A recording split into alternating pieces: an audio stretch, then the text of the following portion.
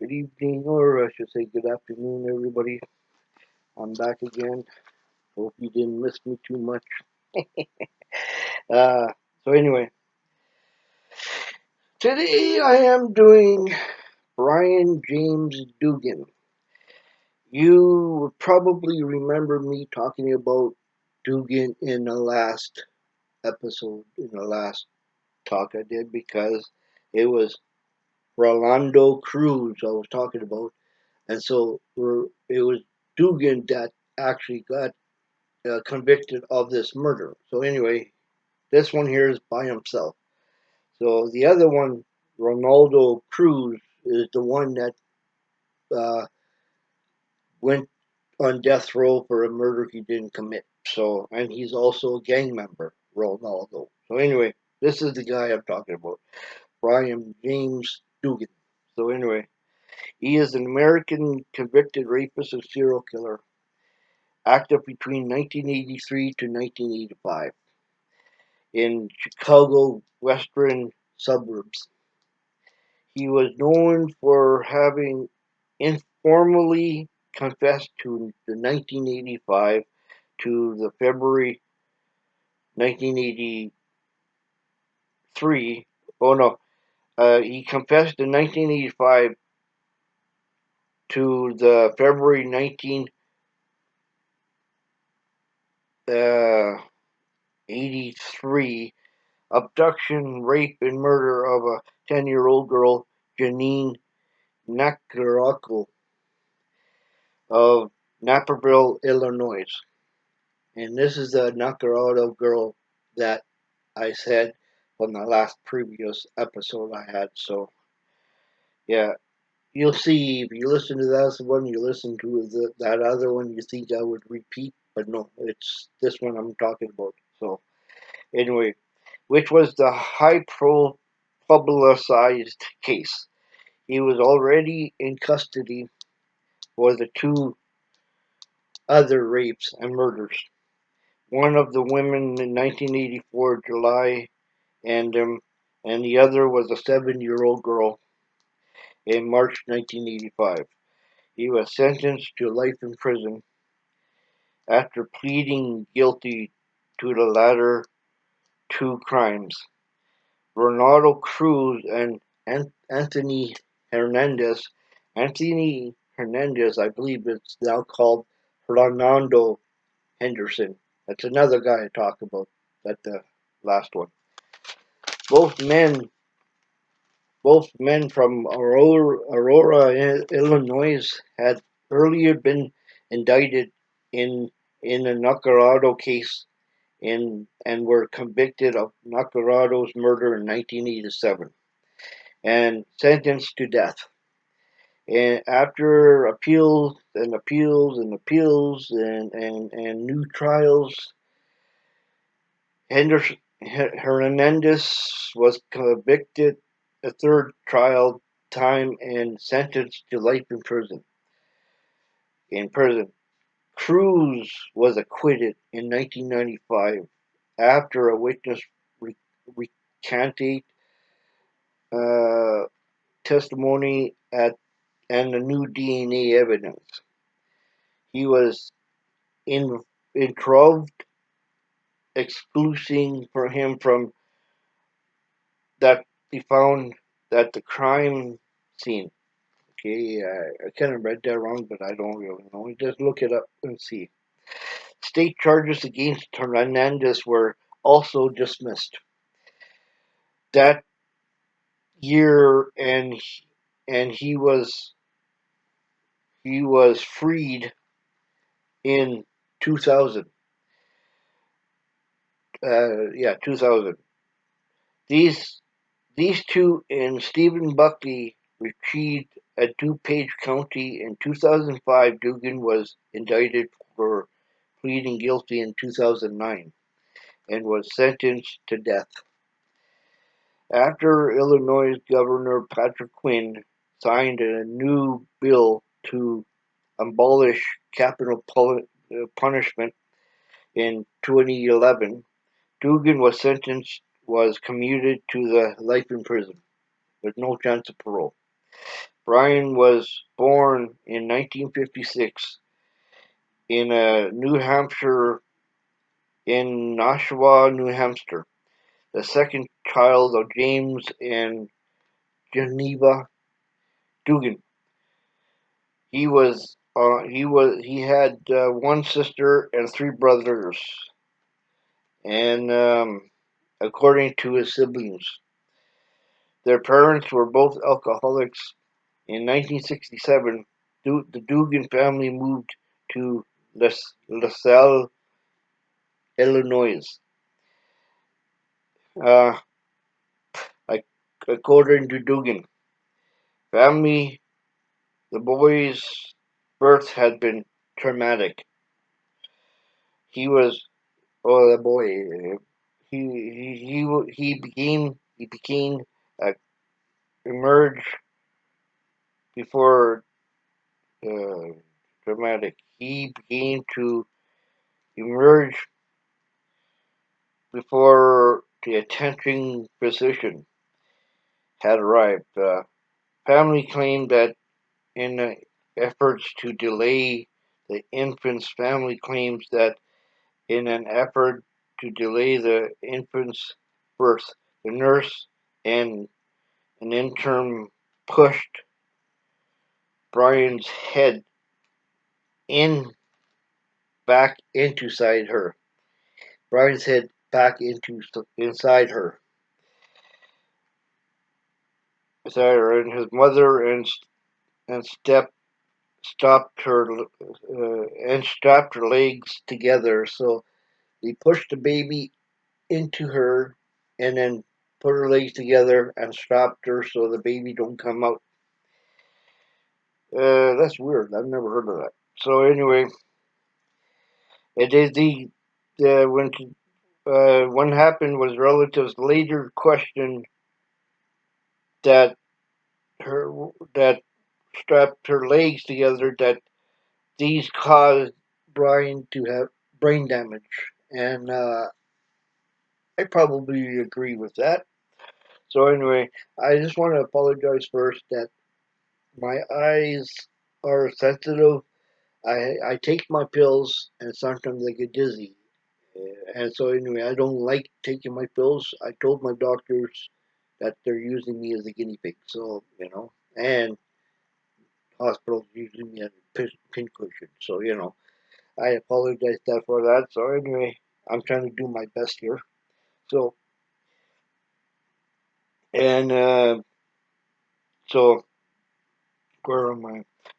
And then he had brain damage. To have brain damage, at youth he suffered severe headaches, allowing by followed by vomiting, for which he took medicine until he was teens. Brian was also a chronic bedwetter, a condition his adult father also had suffered from. Brian showed classic symptoms of psychopathy from an early age. Although he was sent by the child specialist, they did not understand the symptoms. At the age of 8, Brian and his younger brother burnt burnt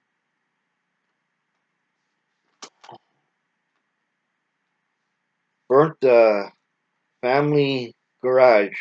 According to his brother Stephen, at the age of 13, Brian poured gasoline on a cat and lit it on fire. Oh God, I'm an animal person. That just made me sick. So anyway, in 1972, Brian ran away to Iowa, and that year he was arrested on burglary charge. It was his first arrest in and he was later convicted for the other criminal includes arsoning, battery, and other burglaries. According to his younger brother Stephen Dugan, Brian attempted to molest him in 1972. So he was trying to molest his brother. Okay. What a sick fucker. But, after the stay in a youth home, Stephen suspected Brian many have been sexually assaulted there. In 1974, Dugan attempted to abduct a 10-year-old girl from the train station. LaSalle, in LaSalle. Charges were brought against him, but after dropped in 1975, he threatened to kill his older sister, Hillary, and to chop up her son. Wow, scary. And let me move this back here so I can at least pretend I can look. And he vandalized her car. His brother Stephen said that Dugan, complaining of being sexually abused while serving time in form and from 1979 until 1982. On February 25th, 1983, a 10-year-old girl named Janine Nicarago from born July 7, 1972, was abducted in broad daylight from a home in Naperville, Illinois. Suffering from the flu, Janine had been home home alone while her parents were at work and her two sisters were in school. Her body was found 2 days later, 6 miles away from home. She was found to have been raped and beaten to death. Ronaldo, whatever his name, Cruz, a 20-year-old gang member from Aurora, became a suspect after offering police false information about the murder in an attempt to claim $10,000 reward being offered. Soon police charged Cruz and Alejandro Hernandez, who had abused two others, and Stephen Buckley with girls' rape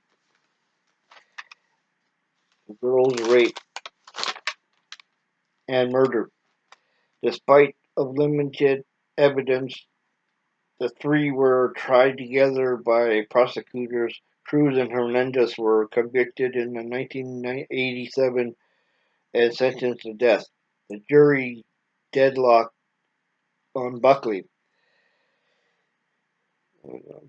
and he was not retried. On July 5th, 1984, Dugan noticed Donna Chernow, a 27-year-old nurse from Geneva, Illinois, in her car and stopped at the red light.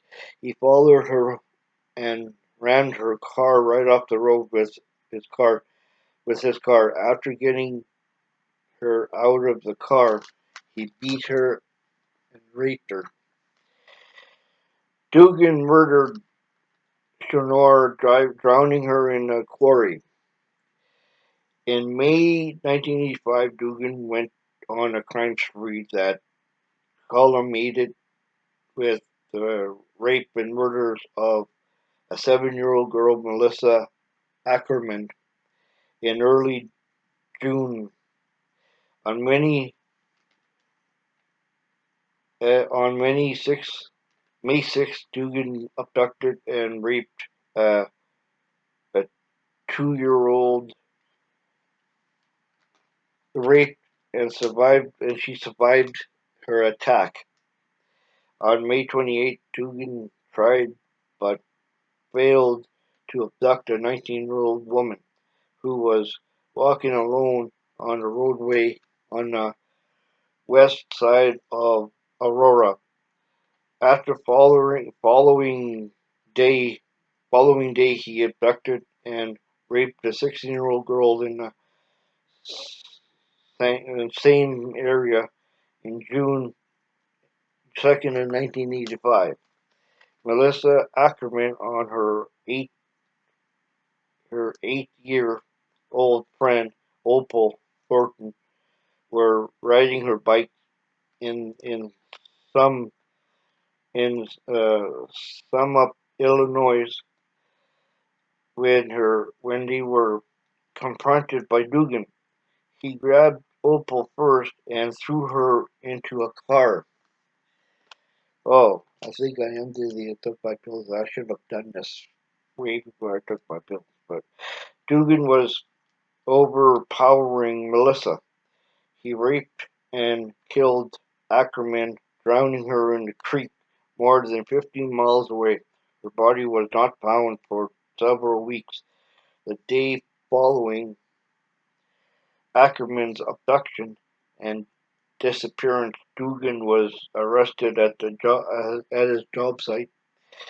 He had some to do with the attention of the police after police officer from the neighboring town of Mandola, Illinois, reported encountering Dugan about the out-of-date vehicle inspection sticker on his car. After reaching help following her escape from Dugan on June 2nd, Opal Horton gave the police a description of his vehicle. Oh yeah, Opal escaped. I forgot to read that, but he gave police department her vehicle. Once Ackerman's body was found, Dugan was charged with the murder. Police had linked him to the crimes through physical evidence. Yeah, I love the physical evidence. Yeah, DNA. I had that done when I was inside, so yeah. Physical evidence found in belongings to rush avoid rush of the death penalty.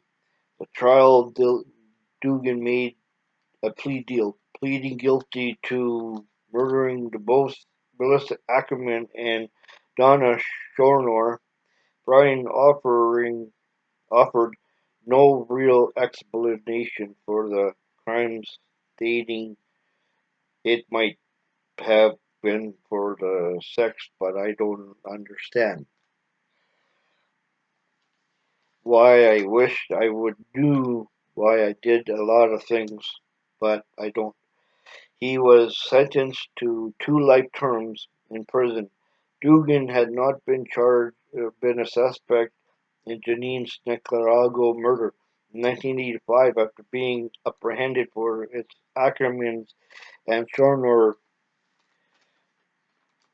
murders.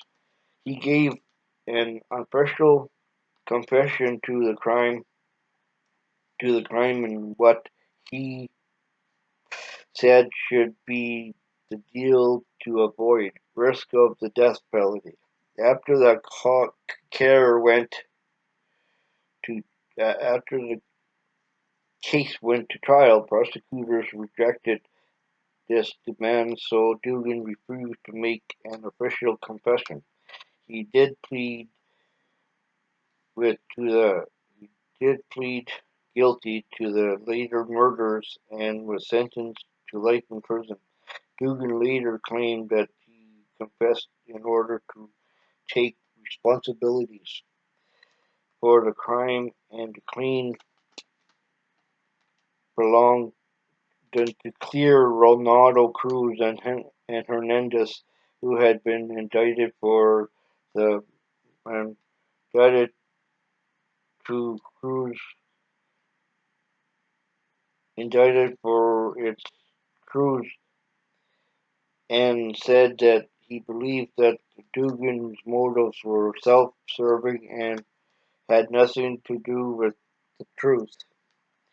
Cruz was acquitted at his trial in 1995, after which, he states, attorney also where he states it had nothing to do with the third trial, nothing to do with the truth. Cruz was acquitted at the third trial in 1995, after which he states his attorney also dismissed charges against Hernandez because the evidence and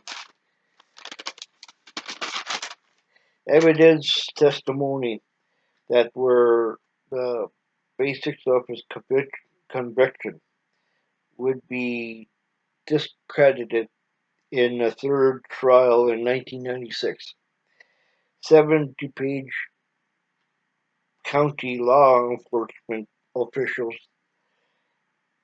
3 prosecutors, and 4 sheriffs were tried but acquitted of conspiracy to frame Cruz and Hernandez. That's what I said from the last one. Crooked government, crooked courts. So Cruz Hernandez advances with DNA profiling allowed prosecutors to reopen the Nicaragua case against Dugan, as his DNA was found to match that from as his DNA was found to match that forensic for forensic forensic DNA and in semen at her scene. Still, the prison still in prison, Dugan was indicted in 2005 for the Nicaragua murder in 2009. Dugan pleaded guilty to the murders and was sentenced by the jury to death. Following Illinois' passing in 2011 of a law to abolish the death penalty in the state, Dugan's sentence was commuted to life in prison with no parole. He is serving his sentence at a Stateville Correctional Center in, I believe, in Illinois, but I'm not too sure. So, at the Stateville Correctional Center in 2008, the Daily Herald reported that Dugan had claimed since in 1980 that in 1972 he had been molested as a juvenile by another serial killer, John Wayne Gacy. Dylan reportedly encountered a man at a LaSalle grocery store who offered him a job. Dylan got in the man's car and the man took him to a secluded area. There he forced Dylan to model bikini briefs, underwear, and perform oral sex on him. The man gave Dylan $20 to return him to the same grocery store where he had picked him up. The youth picked up the youth. Dylan claiming that seeing Gacy's face, allowing Gacy 1978 arrest, he realized that Gacy was the same man from the grocery store. Gacy prosecutioners Terry Sullivan publicly doubt that the story was noted that was Dylan was not reported the events at the time. He says that Dylan's account did not match Gacy's typical methods, nor was LaSalle known as an off Gacy's hunting grounds. However, prosecutors Sullivan says that Dugan did not did for the profile did fit the profile of Gacy's victims. So there you go. That is Brian James Dugan. And if you hear this one, you see the other one. So the other episode. So yeah, you have a good day and thank you.